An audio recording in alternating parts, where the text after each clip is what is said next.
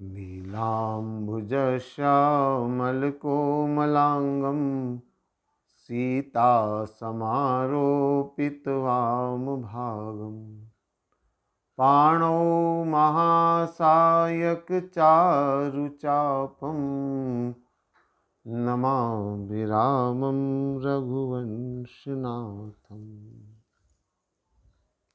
आइए श्री राम कथा को हम प्रारंभ करें। पिछले कुछ समय से सुंदरकांड के पावन चरित्र की चर्चा हम लोग कर रहे हैं। हनुमान जी के पावन प्रसंग की चर्चा हम लोग कर रहे हैं। सुंदरकांड में हनुमान जी का चरित्र एक साधक के लिए प्रेरणादायक चरित्र है, एक भक्त के लिए प्रेरणादायक चरित्र है। किस तरह से साधक का जीवन होना चाहिए, किस तरह से भक्त का चरित्र होना चाहिए, ये हमें हनुमान जी के चरित्र से देखने को मिलता है। तो हनुमान जी के चरित्र की चर्चा हम लोग क्रमशः करते चले आ रहे हैं। इसके पूर्व भाग में मैंने आप लोगों से निवेदन किया था कि हनुमान जी विभीषण जी से सीता का पता पूछते हैं। दो संतों का अद्भुत समन्वय मिलन, एक तरफ हनुमान जी है, एक तरफ विभीषण जी है, और विभीषण जी के बताए स्थान पर हनुमान जी पहुंचते हैं। मां सीता के उस अशोक वाटिका में तरु पल्लव महु रहा लुकाई, करो विचार करो का भाई। हनुमान जी पेड़ पर बैठे विचार कर रहे क्या मुझे करना चाहिए, और उसी समय ते ही अवसर रावण तह आवा। मैंने चर्चा करी थी, रावण मंदोदरी को लेकर आता है, और मैंने आपके सामने ये भी बात रखी थी कि अभी सूर्योदय भी नहीं हुआ है, अंधेरा है, रात्रि का अंतिम प्रहर कहा जा सकता है। इस समय रावण अशोक वाटिका में क्यों? तो मैंने आपसे कहा था कुछ ग्रंथों में ऐसा वर्णन आता है, हालांकि तुलसीकृत रामचरित्र मानस में इसका उल्लेख नहीं है, लेकिन आध्यात्म रामायण जैसे ग्रंथों में वर्णन आता है कि रावण ने स्वप्न देखा। क्या देखा स्वप्न में? स्वप्न में एक बानर को देखा, और वह बानर अशोक वाटिका को तहस नहस करके लंका को चुनौती दे रहा है। तो रावण की नींद खुल गई। इस तरह का स्वप्न पहले कभी आया नहीं। तो रावण ने सोचा कहीं ऐसा ना हो कि वास्तव में स्वप्न सच हो, और हुआ भी सही। तो रावण चल करके आया, और इतना सवेरे रावण को जब निकलते हुए देखा तो मंदोदरी को मन में विचार आया कि कभी इतना सवेरे जल्दी उठते नहीं है, जाते नहीं है, आज कहां जा रहे हैं। मंदोदरी साथ चल पड़ी। तो रावण मंदोदरी के साथ में अशोक वाटिका में पहुंचता है। गोस्वामी जी लिखते हैं, बोले बहुविधि खल सीत ही समझावा, साम दाम भय भेद दिखावा। रावण ने क्या किया? मां सीता को साम दाम दंड भेद, राजनीति का ज्ञाता था, हर तरह से उसने सीता जी को समझाने का प्रयास किया। दो चीजें मुख्य रूप से देखने को मिलती है यहां पर। एक तरफ रावण ने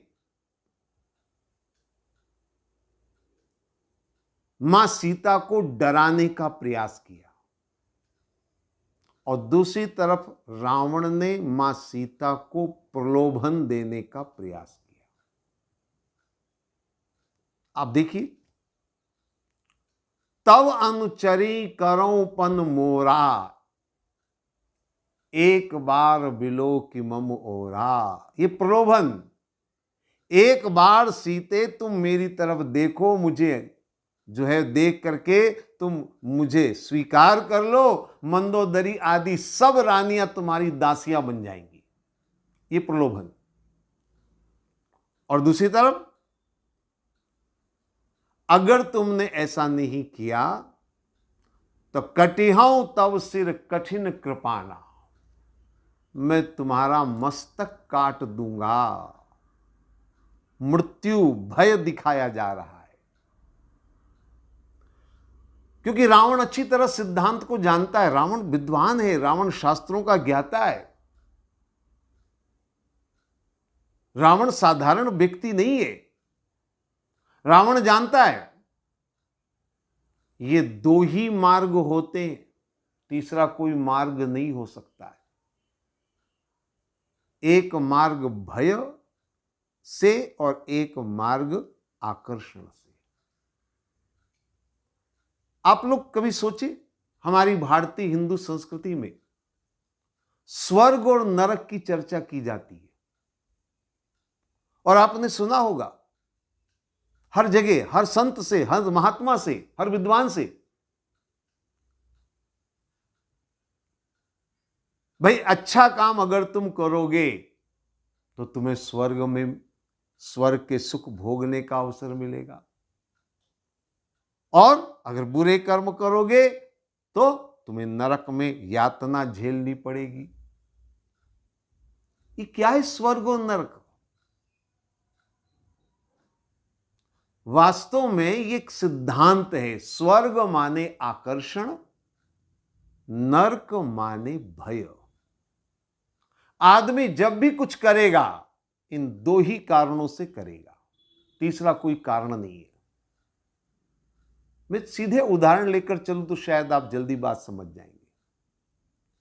आदमी अगर दुकान कर रहा है, व्यापार कर रहा है, खेती कर रहा है, नौकरी कर रहा है, धनार्जन कर रहा है, धन उपार्जन का साधन कर रहा है, मेहनत मजदूरी कर रहा है, तो उसके पीछे दो ही कारण है। या तो भय। कौन सा भय? पैसे नहीं कमाऊंगा तो घर कैसे चलेगा, बच्चों का परवरिश मैं कैसे करूंगा, समाज क्या कहेगा। या तो ये भय है, या फिर आकर्षण। पैसा मेरे पास होगा तो मैं घर खरीदूंगा, मैं गाड़ी खरीदूंगा, मैं संसार के सुख भोगूंगा, मैं संसार के अंदर जो है वो अपनी धाक जमाऊंगा, वगैरह वगैरह वगैरह। तो ये दो ही चीजें काम करती हैं। अगर ये दोनों में से कोई एक चीज हट जाए, अगर ये दोनों चीजें हट जाए, आदमी कुछ करेगा नहीं, अकर्मण्य हो जाएगा। आदमी मंदिर जाता है, आदमी सत्संग में जाता है, किस लिए जाता है? पुण्य प्राप्त होगा, भगवान की कृपा होगी तो मैं सारे दुखों से छुटकारा पा जाऊंगा, मेरे सारे शोक जो है वो मिट जाएंगे। यही आदमी की सोच है। इसलिए आदमी जाता है, तीर्थ में जा रहा है, सत्संग में जा रहा है, देव दर्शन को जा रहा है, साधु संतों की कथा सुनने जा रहा है। किस लिए? मेरे जीवन के सारे कष्ट मिट जाए, मेरे जीवन के सारे दुख मिट जाए, मेरा जीवन का उद्धार हो जाए। आकर्षण है। सदकर्म करूंगा तो मुझे स्वर्ग की प्राप्ति होगी, मोक्ष की प्राप्ति होगी। तो ये भय और आकर्षण जीवन का मूल सिद्धांत है, और इसीलिए रावण ने इन दोनों चीजों का प्रयोग किया। मां सीता को प्रलोभन भी दिया आकर्षण के लिए, तब अंचरी करो पन मोरा, तुम मेरी हो जाओ, सारी जितनी ये दिखती है मंदोदरी आदि सब महारानियां, ये सब तुम्हारी दासी बन जाएंगी। और अगर नहीं तो भय भी दिखाया, कटिहऊं तब सिर कठिन कृपाना, अगर तुम नहीं मानोगी तो मैं तुम्हारा सर काट दूंगा। तो ये रावण ने अपनी तरफ से पूर्ण प्रयास किया सीता जी को किसी भी तरह से अपनी ओर लाने का,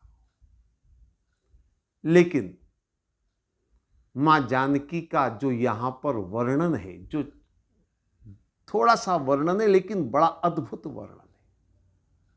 गोस्वामी जी लिखते हैं कि जब रावण ने ये सब किया तो फिर क्या हुआ? मां जानकी ने तृण धरी ओट कहत वैदेही, सुमरि अवधपति परम स्नेही। तृण धरी ओट कहत वैदेही, गोस्वामी जी ने शब्द का प्रयोग किया, वो बहुत सार्थक शब्द है और बड़ा महत्वपूर्ण शब्द है। मां जानकी के लिए वैदेही शब्द का प्रयोग किया। वैदेही शब्द का अर्थ, वैदेही शब्द विदेहराज जनक की पुत्री होने के कारण यह शब्द प्राप्त हुआ है। और विदेहराज जनक का मतलब है जो देहाभिमान से ऊपर उठ जाए, और जो देहाभिमान से ऊपर उठ गया न उसे किसी का भय होता है, न उसे किसी चीज का प्रलोभन होता है। वो दोनों चीजों से ऊपर उठ जाता है। राग, वैराग और वीतराग, ये तीन अवस्थाओं की चर्चा हमारे यहां करी गई है। वीतराग की अवस्था विदेहराज जनक की मानी गई है, और वीतराग की अवस्था का मतलब यह है कि जो न किसी भय से भयभीत हो और न किसी प्रलोभन से आकर्षित हो, मुक्त हो गया, वो उसे कहते हैं विदेहराज। इसीलिए तुलसीदास जी ने सीता जी के लिए कहा तृण धरी ओट कहत वैदेही। और तृण धरी ओट, अक्सर लोग पूछते हैं, एक सवाल करते हैं, तृण धरी ओट का अर्थ लोग लगाते हैं तिनके की ओट, यानी तिनके की आड़ में।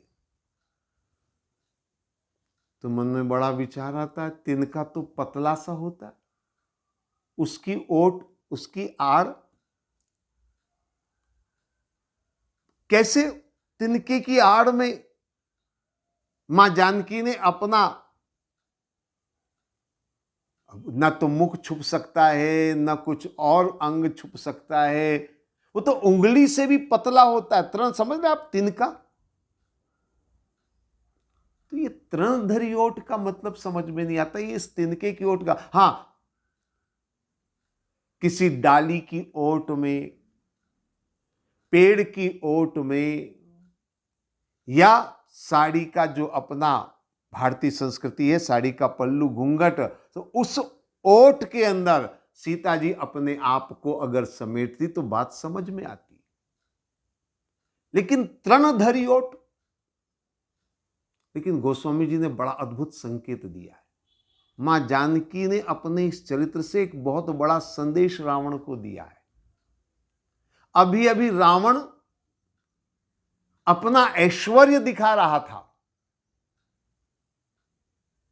मां जानकी ने तृण का सहारा लेकर के यह इशारा किया कि तुम जिस संपत्ति से मुझे आकर्षित करना चाहते हो, तुम जिस ऐश्वर्य को दिखा करके मुझे प्रलोभन दे करके मुझे आकर्षित करना चाहते हो, मेरे लिए दुनिया की सारी संपदा तृण यानी तिनके के समान है, उसकी कोई कीमत नहीं है। इसलिए मां जानकी ने तिनके को सामने रख करके इशारा किया, तृणधरी ओट। इस ओट का मतलब यह नहीं है कि सीता जी ने अपने आप को छुपाने के लिए तिनके का सहारा लिया। इस तिनके का मतलब यह है कि रावण को संकेत दिया है कि तुम जिस पर गर्व कर रहे हो, तुम जिसका अभिमान कर रहे हो, तुम जिस संपदा का प्रदर्शन कर रहे हो, वो मेरे लिए तिनके के समान है। और रही सवाल, तुम बार बार लंकेश राजा, लंकापति अपने आप को कहते हो, तो मेरे प्रभु राम भी कोई साधारण वनवासी नहीं है। तृणधरि ओट कहत बेदेही, सुमरि अवधपति परम स्नेही। अवधपति शब्द का प्रयोग किया यहां पर, यानी मेरे राम अयोध्या के राजा कल भी थे, आज भी हैं और कल भी रहेंगे। तो ये सांकेतिक जो है मां जानकी ने रावण को इशारा किया, पर रावण इस इशारे को पूर्णतः समझ नहीं पाया। क्यों? क्योंकि जिसके ऊपर नशा चढ़ा हुआ हो, वो नशा कई तरह का होता है। नशा मैं अक्सर कहा करता हूं, नशा केवल बोतल का ही नहीं होता है, नशा पद का भी होता है, नशा दौलत का भी होता है, नशा अपनी ताकत का भी होता है। नशा कई तरह का होता है, और रावण को नशा था, अपनी दौलत का, अपनी ताकत का नशा था। मां जानकी की बात समझ नहीं पाया, तो मां जानकी ने सीधे सीधे शब्दों में वो बात कही जो शायद किसी ने रावण को कहने की हिम्मत नहीं करी होगी। बहुत बड़ी बात है। यहां तक कि रावण ने देवताओं के साथ युद्ध किया, देवताओं को परास्त किया, पर किसी देवता की भी यह हिम्मत नहीं हुई कि रावण के लिए इन शब्दों का प्रयोग कर सके। सठ सूने हरि आनहि मोही, अधम निलज्ज लाज नहीं तो ही। सठ, सठ माने मूर्ख। रावण जैसे महापंडित महाविद्वान को कहती है मूर्ख।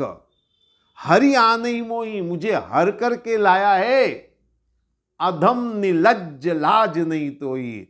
अधम पापी निर्लज्ज, तुझे लाज नहीं आती?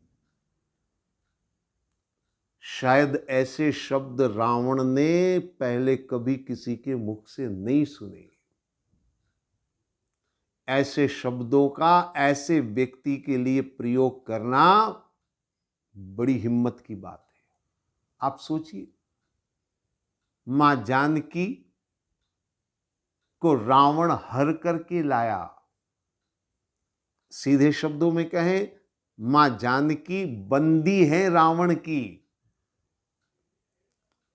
रावण एक पल में वध कर सकता है, लेकिन फिर भी माता जानकी ने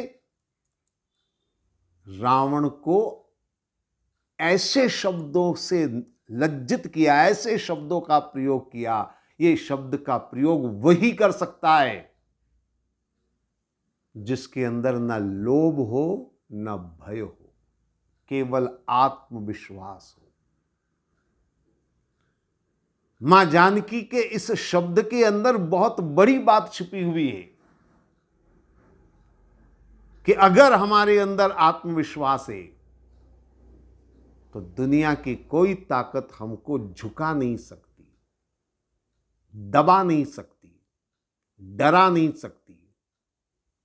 एक बहुत बड़ा संदेश माता जानकी के माध्यम से हमें देखने को मिलता है। तो मां जानकी का अद्भुत चरित्र यहां देखने को मिलता है। हालांकि रावण तिलमिला जाता है, रावण खड़ंग लेकर के मारने को आगे बढ़ता है, यह सब दृश्य हो रहा है। अच्छा, एक मजे की बात यह है कि यह सारा दृश्य हनुमान जी पेड़ पर बैठे बैठे देख रहे हैं। एक सवाल मन में पैदा होता है, एक विचार मन में होता है कि हनुमान जी चुपचाप देख रहे, रावण मां जानकी को डरा रहा है, धमका रहा है और अपनी तलवार लेकर के, खड़ंग लेकर के वो मारने के लिए आगे बढ़ रहा है। उसके बाद भी हनुमान जी चुपचाप बैठे हुए। कई बार ऐसा लगता है, कुछ लोग ऐसा सोचते हैं कि क्या डर के मारे हनुमान जी चुपचाप बैठे। उनकी आंखों के सामने मां जानकी को जो है वो डराया धमकाया जा रहा है। अरे वो राम काज के लिए आए, तुरंत छलांग लगाकर रावण का सामना करना चाहिए, कहना चाहिए अरे रावण, मुकाबला करना है तो मुझसे कर, स्त्री को क्यों डरा रहा है, स्त्री को क्यों तू ऐसा कर रहा है। लेकिन हनुमान जी चुप है। सवाल पैदा होता है कि हनुमान जी चुप क्यों है। हनुमान जी की इस चुपकी के पीछे बहुत सारी बातें हैं। पहली बात तो यह है कि वैसे तो हनुमान जी इतने सामर्थ्यवान हैं कि वो अभी रावण का वध करके मां जानकी को अपने साथ ले जा सकते हैं। डरने के लिए नहीं। हनुमान जी में इतनी सामर्थ्य, इतनी क्षमता है कि वो जो द्रोणगिरि पर्वत को उठाकर ला सकते हैं,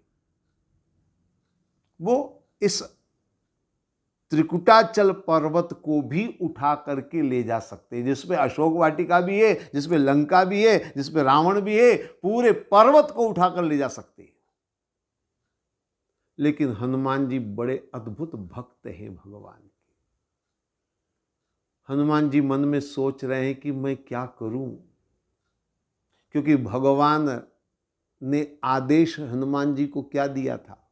जब हनुमान जी सीता जी की खोज में चले थे, तब हनुमान जी को आदेश क्या दिया था। हनुमान जी को आदेश दिया था, बोले बहु प्रकार सीतहि समझायो और कही बल बिरह बेग तुम आयो।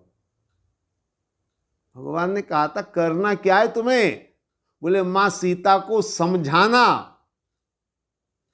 और कही बल बिरह बेग तुम आयो। बल से समझाना कि राम तुम्हें अवश्य ले जाएंगे। राम में इतनी क्षमता है, राम में इतना पौरुष बल है कि वो रावण का वध करके तुम्हें ले जाएंगे। और विरह ये भी बताना, क्योंकि मां जानकी की स्थिति निश्चित रूप से अभी विरह के अंदर व्याकुल होगी। तो मां जानकी को तुम ये भी बताना कि केवल आप ही विरह में नहीं है, बल्कि राम भी विरह में है। तो ये भगवान राम ने आदेश दिया, ये तुम्हें करना है। अच्छा, एक और बात, उसके बाद जब हनुमान जी समुद्र लांघने के लिए तैयार हुए तो उन्होंने जामवंत जी से पूछा। जामवंत में पूछो तो ही उचित सिखावन दीजो मोही। आप मुझे बताइए मुझे क्या करना चाहिए। तो जामवंत जी ने क्या कहा, इतना करो तात तुम जाई। तुम वहां जाकर क्या करोगे, स्पष्ट बताया उन्होंने। इतना करो तात तुम जाई और सीतई देख कहूं सुधि आई। मां जानकी की सुधि लेना और वापस आ जाना। तो हनुमान जी भगवान के अनन्य भक्त हैं। और जो भक्त होता है वो भगवान की आज्ञा को सर्वोपरि मानता है, प्रभु के आदेश को सर्वोपरि मानता है।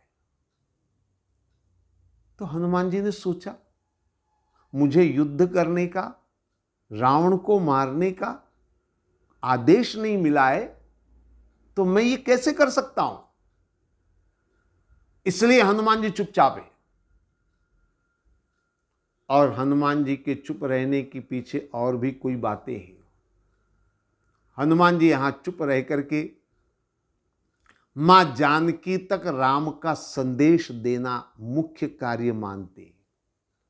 अगर वो छलांग लगा देंगे, रावण के सामने युद्ध होगा, तो राम का संदेशा मां जानकी तक पहुंच नहीं पाएगा। और मां जानकी को संदेशा देना मुख्य कार्य है, जिसके लिए हनुमान जी चलकर आए हैं। इसलिए हनुमान जी ने सोचा पहले संदेशा दूंगा। और तीसरी एक और बात, रावण जो भी अत्याचार कर रहा है, हनुमान जी देख रहे।